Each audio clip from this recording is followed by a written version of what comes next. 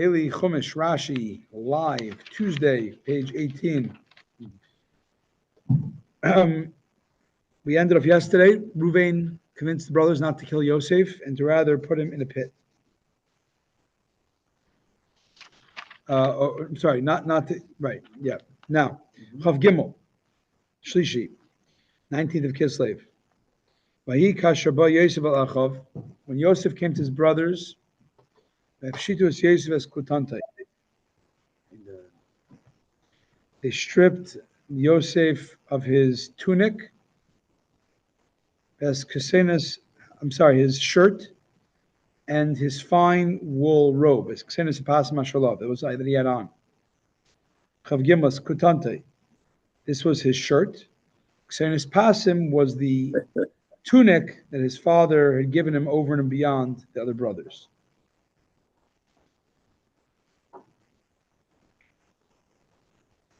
Okay. And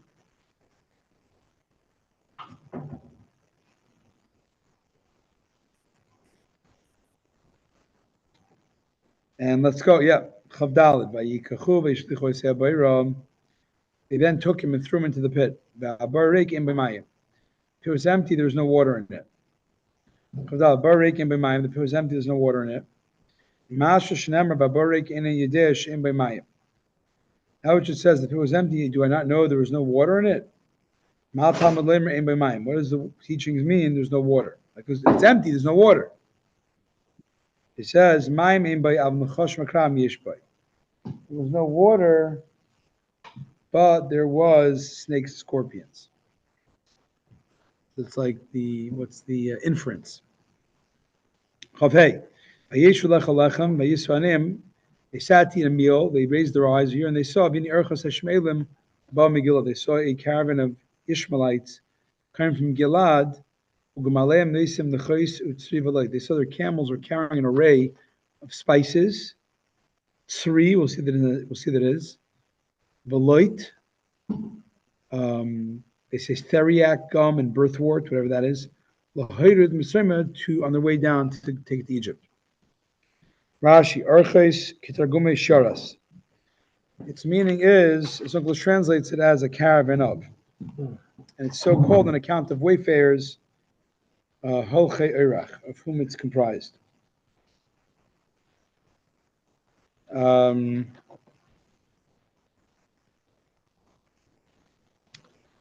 Gemaleim, they assume their camels were carrying.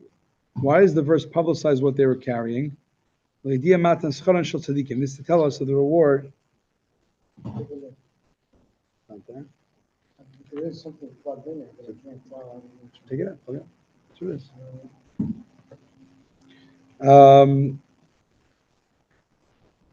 Why does it publicize it? To tell us that God takes care of the righteous. Because usually the Arabs wouldn't bring such beautiful spices. They'd bring more like petroleum and itron, the waste residue of tar, like oil. The Arab states with oil even back then, which have a bad smell. But Yosef, it was divinely arranged that they'd be carrying, this caravan would have fragrant spices so that he would not be harmed by a bad odor. The chais. Not there? 1 second, just pause.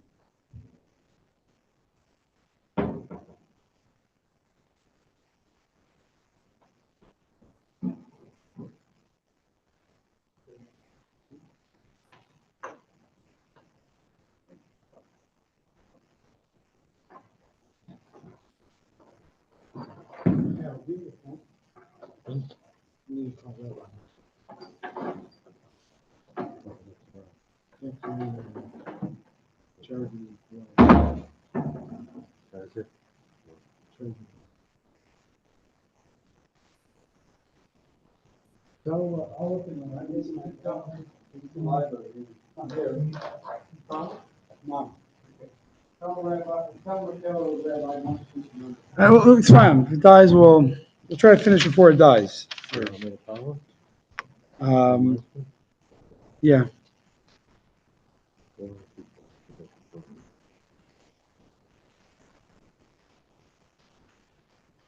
All right, let's just continue on for now.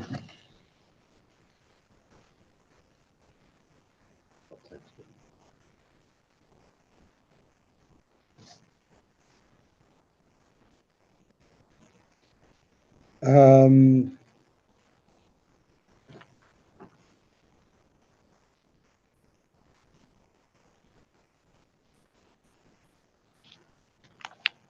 okay, continuing on.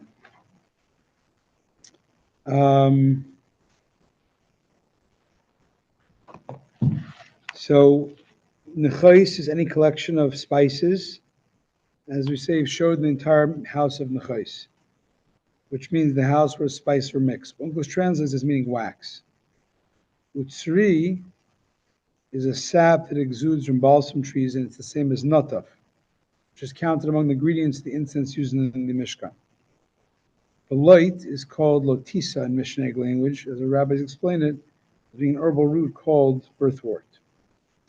Avav Ayimir Yodalachav, Yudah said his brothers, Ma betzakina regesachinu v'chisinu estamai.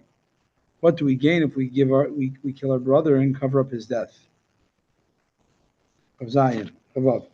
Ma betza ma momin means what monetary gain, as Uncle translates it. Chisinu estamai, cover up his blood. Was there in the library? No. Right. Yeah, very under box, pizza box. Okay. Yeah, we found it, for sure. You found what you're looking for? Yeah. All right.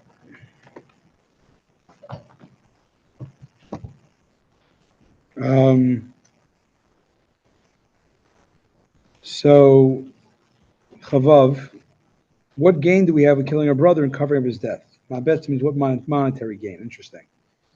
Chasinu is done by, and we cover his blood, we hide it and cover his death. Chavzayin, l'chuvin im kirenu l'Yishmael. Let's sell him to the Yishmael. V'yadenu al tivay. Let our hand not be upon him. Kechinu v'sirinu, for he's our brother of flesh and blood. V'yishmael chav, his brothers heeded his words. Rashi. V'yishmu, v'kabilu means they heard, means they accepted his words. Shmiya, hearing, really means an accepting of words. For example, when Yaakov heard his father, Nasa v'nishma, which means I hear you. I'm I'm receiving your words. Every listening of the ear. So the word shema can mean listen or heed, right? So in this case, it means more heed, but it could also mean listen, like audibly, auditory listening. And that would be a different. We see by Yishmus Kol Hashem Elokim Abagon, Yivka Shemas, Yishma Yisrael, Shema Tesalonis. All of them are translated Shma'u, Shma, Shema, Shmiu, Dechalamai.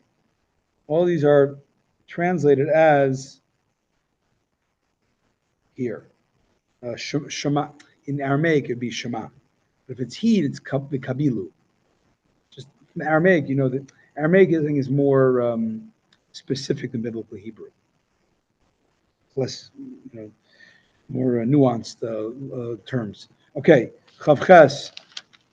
Vayabra Noshim Lidyanim Misechel Mishchales Harisev Benabar Yimgras Yesem Shmeim Vesim Kesef. Meanwhile, Midiani merchants passed by. Midiani merchants passed by, and the brothers hold Yosef up from the pit, and the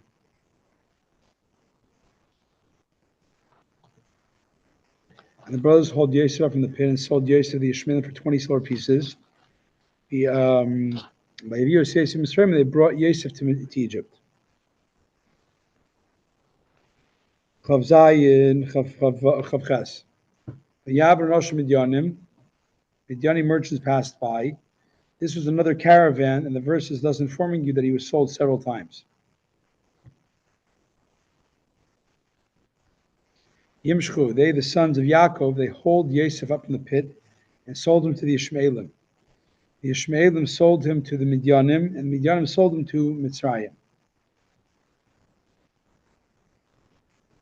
Chavtes. Yashav Reuben el Abar. Reuben went back to the pit. V'hini and Yosef Abar. Yosef was not in the pit. Yikras Bugadav, so he rent his clothes. But he could have asked them what happened, and they would have told him what happened. They told him what happened. Why did he allow this big lie to be propagated for his father? I don't understand. Why do you? Of course, they told Reuben. Reuben knew what happened. Why do you think they didn't tell him? Because he lets the lie sit with his Oh, father. you're asking why are they allowing the lie to continue to the father? That's a separate discussion. Huh? That's a separate discussion. It's not a separate discussion. Yes, It's it important. is. You asked. You made a statement. It wasn't true. You said a statement. What wasn't true? You said a statement. How did he not know what happened? He knew what happened. He came back. He found out what happened. He ran his clothes. He didn't know what happened until they told him. Okay, fine, whatever. Either way, and who cares how he found out? Why is that relevant? It's very important, Rabbi. Why? But no, why is it important? You can't just say it's important. Why? Because you're going to toss your father into mourning. That's why. That's the next. That's an adjacent discussion. I'm just saying. Step one, he says, how did he not know what happened? The answer is he did know what happened. Okay. But his father never knew. We'll get to that soon. Okay. The Yashav Reuven went back. He was not there at the time of the sale because it was his day to go serve father. Another explanation, he was busy with his sackcloth and fasting because he had disarranged his father's couch. He returned to his brothers and said to them, he said, the child is gone. Where am I going to put myself? Where am I going to put myself? Where will I flee from my father's grief? They then took Yosef's robe, slaughtered a kid goat, they dipped the robe in the blood. Why a kid goat? The blood of a goat is similar to a human, I guess. The robe. That was the name, like the robe. This is the noun in absolute form. When it's connected to another word as an adjective, it's kisoinas pasim. So kutainas is when the robe. If you write it as kind of constructed word with another word, it's kisoinas. Kisoinas bad, not kisoinas. Lamed beis vayishalach was kisoinas basim. They sent the fine wool robe and they gave it to their father. They said, "Zayma son, this we found. Hakirna kisoinas bincho hi imloi. We found this. Please identify if it's your son's robe or not." Lamed Gimel. Akira Vayemer says, he recognized and said, we said, it's my son's robe. Tarif Teraf Yosef, a wild beast has devoured him. Yosef has been completely torn to pieces. Lamed Gimel Vayemer says, we said, this is my son's robe. The wild beast has devoured him. This is actually a spark of divine spirit going on Yaakov. Why?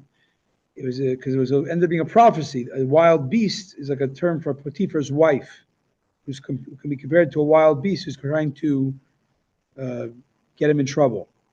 Why didn't Hashem reveal? If Yaakov had a spark of prophecy, why didn't Yaakov get a spark of prophecy that it's a lie? The reason is because the 9 sons that were left. There's 10 sons. 10 sons. The 10 sons.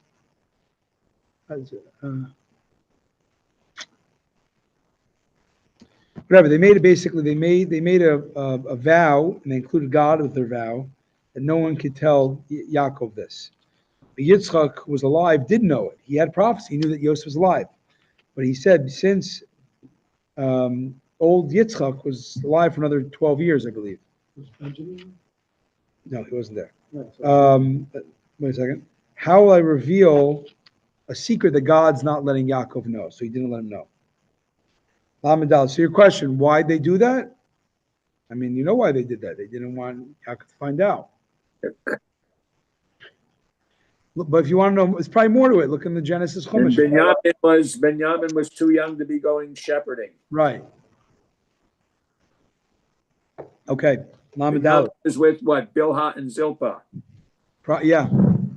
Probably Bilhah.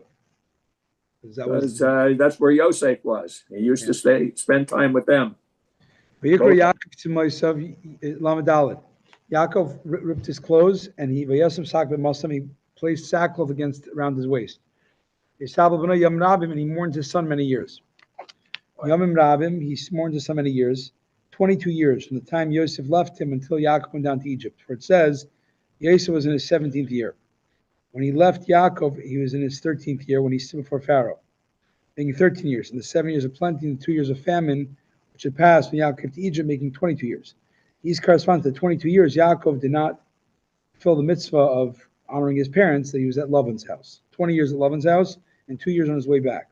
1.5 at Sukkot and 6 months at Beisel. This is what it's meant by when he said to Lavan, it's 20 years I've been for me that I have to deal with. 20 years I've been delayed here. It's on my account that I have to go. I might get punished for. And he got punished, and he was punished. He wasn't serving his. How do we reconcile this conduct of the brothers with what we learned like last week or something? That, saying Jacob produced 12 righteous sons, whereas Esau. So as I said, I mentioned earlier, the 12 sons were righteous. How'd they do such a horrible thing, that seemingly horrible thing? So we explained there's different commentaries. Some say they thought they were halachically justified and supposed to take care of Yosef. They saw Yosef as a manifestation of what do you call it? A manifestation of Esav. They thought it was history repeating itself. But there's this overly powerful, charismatic favorite of father who's also bad-mouthing us to father.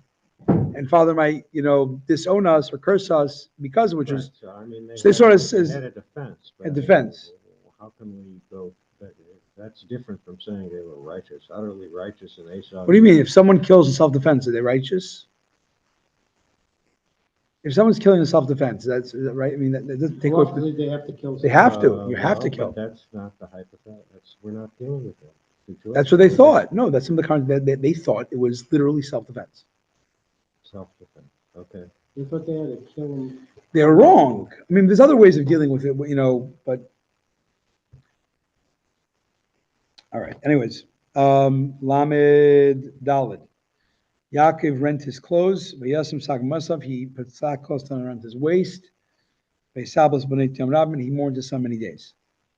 Lamed Daled. Yom Rabin means 22 years from the time Yaakov left until he went down to Egypt.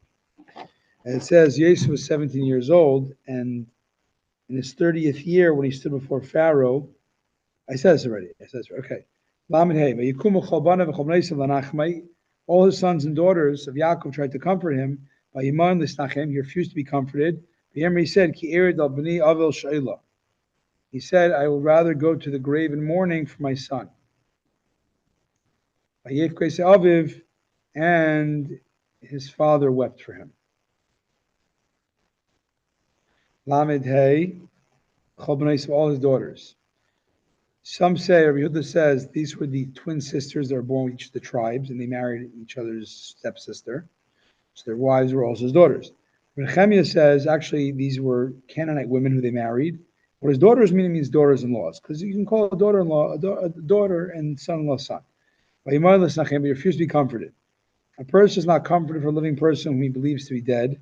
Regarding a dead person, it is decreed that he will be forgotten from the heart, but not regarding a living person. I will go down to my son. Not to my son, but because of my son, Albany. Many times El can mean Al. El Shalva Beis Damim, El Lihilak Charin Elim, El Beis Chamia Avisha. Abul Shayla literally means grave. I will be buried while in mourning. I will be Shola means the grave. I'll be mourning my whole life till I'm buried. The Medrash says Gehenim. I'm going to go to Gehenim, purgatory. Why? Because I had a sign by Hashem given to me that if not one of my sons would die in my lifetime, I'm assured, especially for Yaakov, all my sons live in my lifetime, I won't see Gehenim. But now one son allegedly died. Amid Vav, Midanim Achar Yisrael Mitzrayim. The Midanim, they sold East to Egypt. The Fetifar is his part. The Fetifar, Pharaoh's minister, Sartabachim, the chief of the butchers. I skipped on Rashi. His father, we said in Lamed Vav, his father cried for him.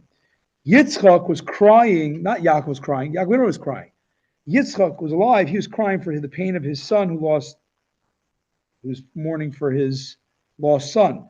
But he was crying, but he didn't mourn. Grandpa Yitzchak he cried, but he didn't mourn because he knew Yosef was still alive. Lamed Vav HaTabachim means he was the chief of the slaughters of the king's animals. And thus